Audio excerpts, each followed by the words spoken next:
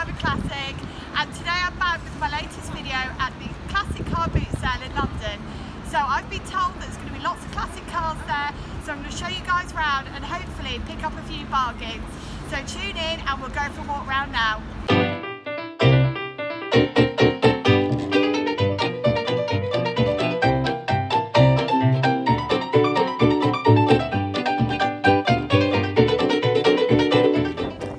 I've walked straight in and spotted one of my favourite modern classics, which is a Nissan Pao. It's not clear how you pronounce it. Anyway, these were made from 1989 to 1991 and they were a Japanese exclusive, so all the ones you see in the UK are imported. I'm going to ask the owner a few questions about it. Hi, I'm Karen Garms. I'm holding on to a very windy tent in the middle of the King's Cross Car Boot Sale, and we're here because it's vintage cars. My car is actually, I think, 78 and doesn't quite fall into the remit of Karen's plans for cars in London. So I have to sell my car in 2 years' time. I've had it for 18 years. I imported him from Japan. They're very rare. There's only 140 in the country actually, and my neighbour so far also has one. Also has to sell her car because we can't afford the fine. I'm hoping to do a Morris Minor review soon because, let's face it, it is my favourite car, and how could I pass by without including this in my video too? So if you spot the wood there, a lot of people don't know this, but that is structurally integral to the car. So if that wood didn't exist or it's completely rotten, the car is just not even a car. Look how much stuff she's packed, it's like me on a camping trip. I'm in the process at the moment of talking Jack round into doing a review on his Series 3. But in the meantime, let's have a look at this one. So this guy's obviously dailying it because it looks like a car that's been dailied, which is quite refreshing because there's a lot of really shiny, nice cars here. And it's quite nice sometimes to see a car that somebody's driving every day. And one of the things that I haven't mentioned to you guys, and I didn't know myself until I arrived today, was that not all the classic cars are linked to the sellers, but I think this guy is both selling and he's also brought his own car. So it's like a bit of a dating agency really. They seem to be matching the classic cars with the sellers. So I'm going to catch this guy now while he's free, and hopefully he'll give us a little tour around the car because this one is super interesting and I'm really enjoying having a look around. Hi, my name's Archie Morris. This is my Land Rover Series 3. It's got a standard engine, original to this model, 2.25. It's the petrol. I did all the work myself on it. It's got the Weber carb. It's got I've bent a bit of piping round just to run a heater on there. So I've got the heater in there. Always something going wrong with it all the time. I had the fan belt go the other day, so luckily I always take spares with me, so I did that at, off of the M25, Clackett Lane I think it was. But yeah, use it as a daily commute, and it's great, it's fantastic. It's a bit of a rough ride, if you like, you know, but it really helps. The Fairy Overdrive, really recommend it, gives you 5th gear. So I'll definitely have one of them. Confession time. I might have a small soft spot for the Reliant Robin, and with there being 3 here, I had to come and check them out. So you might notice that the windows don't look quite right, and that's because these 3 cars are an art installation by a chap named Stuart Langley, and what he's done is he's taken each window and made it into a stained glass window pattern, which actually I quite like. So as I show you all the different windows, I'm going to tell you a little bit about these cars. So the Reliant Robin was in production for 30 years, which is incredible when you look at it and think it's not the coolest car on the forecourt. It's totally made of fiberglass, comes with 2 engine options, 748 and 848cc. And something I found out when I was Googling them was not only were they made in England, which was something I knew already, they were also assembled in Athens in Greece. So guys, if any of you have been to Athens, have you seen any of these on holiday? People still bombing around in them? I really want to know. Also, another thing that you always hear people say is, Oh, you can drive those on a bike licence. Take it from someone who failed their driving test a million times and Googled all available options. You cannot drive these on a bike licence. However, you can definitely get one as a learner car, and I think that'd be quite a laugh, actually. And if I had my time again, I think I'd probably get one of these. They're a bit expensive now, actually, especially for the fact they're fiberglass. I wouldn't fancy my chances on that NCAP safety rating. Right, let's go and have a look at the rest of the car boot. I've got some cool stuff to show you.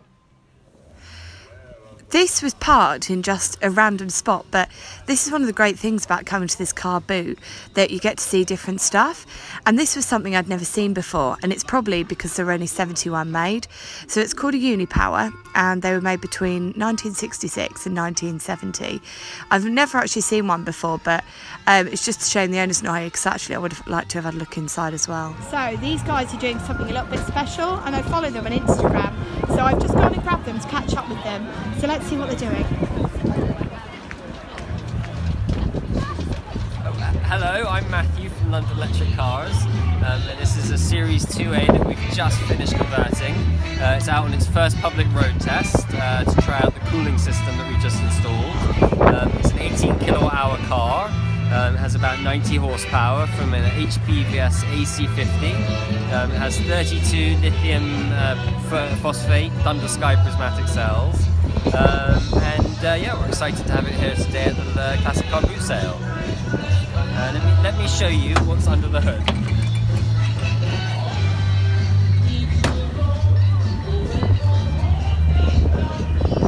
So we've got a big battery box. It's got 12 cells in it. So there's 12 here. There's another 7 on each side where the fuel tanks used to be. There's a further 8 at the back where the muffler would have been. You can see there's an HV battery box there. That's what has all the high power electrics in it. You can see our new coolant system with the funky green coolant in it. The what? Oh, fingers. See, here's the coolant system. We just put that in. It cools the controller, which you can see around the side here. This whole setup is actually rather old now. It's about 10 years old in equipment, and we bought this specifically because we were able to get it really cheap. And one of the things we're exploring is the use of second-hand electric car parts as a means to offer cheaper conversions. With that comes certain problems that we're not really familiar yet with how really old batteries work and stuff like that. And equally, the controllers sometimes comes with strange software on it. So this is all stuff that we're trying to figure out. Equally, we're starting to play now with 3D printing of plastic parts. Our DC to DC mount is 3D printed parts. And then just generally exploring what it is to convert a 1969 Land Rover to electric. And what we can improve upon the next conversion, and keep going from here. Would you mind showing us the back? The back? Yeah, yeah, sure. The back. Sure. There's not a lot to see back here really, because you've got a tub with our tarpaulin, because we don't have a roof today, and you can see it's really windy. There's no exhaust, and what you can see where the exhaust used to be, there's another battery box hiding under there. And that's the whole car really, not a lot to it. I will be the first person to hold my hand up and say I do not know much about American cars, but I did a bit of digging online and managed to work out that this is a Buick, and saying that it says date registered on the line that it's 1986, I'm going to guess that it's been imported. And just have a look at it inside, it's so cool. I absolutely love it. I mean, can you imagine? I can barely park my own car. Would never be able to park something like this. But what a privilege to come somewhere like this, pay only £5 and see cars as lovely as this. My name's Mark. This is my truck. This is a collection of bits and pieces. So I had this as a chassis, which came back from Czechoslovakia with some Russian military axles on it. And my firm, we fabricate all kinds of stuff and whatever. So we've made, we've made the bonnet, the grille. We've got some really old, sexy headlights, whatever. We put some great big off-road tyres on it, and it runs a BMW straight 6 turbo diesel engine. So So it's good for 40 to 50 miles per gallon, and it's bloody quick. Mark, would you mind starting us up for us, please? Yeah, let's go.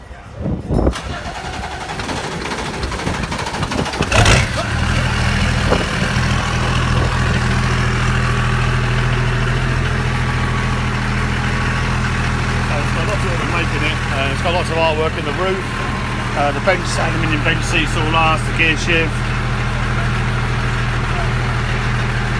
and it's just a lot of fun. The exhaust comes out through the door, because everyone needs the exhaust out through the door because it's cool.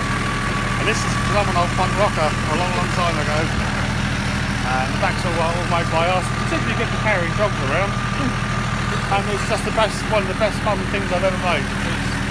We love it. It's our shop proper and we're very proud of it. I absolutely love when people put a vinyl roof on a 70s car. So when I spotted this Mark II Fiesta, I did a little bit of digging and I wanted to see a little bit more. And I've been quite lucky actually, because the seller's left the doors open. So let's just have a quick peek inside. She's obviously got all her stuff laid out.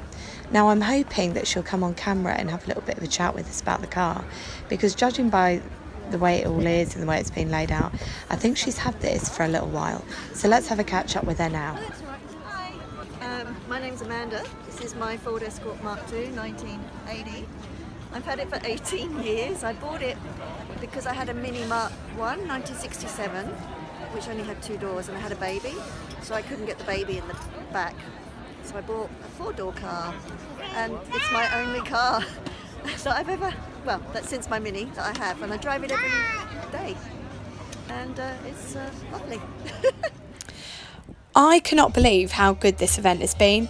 It's been so hard to try and work out what cars I wanted to show you, because there have been hundreds of cars here, all of them on display, all of them looking beautiful.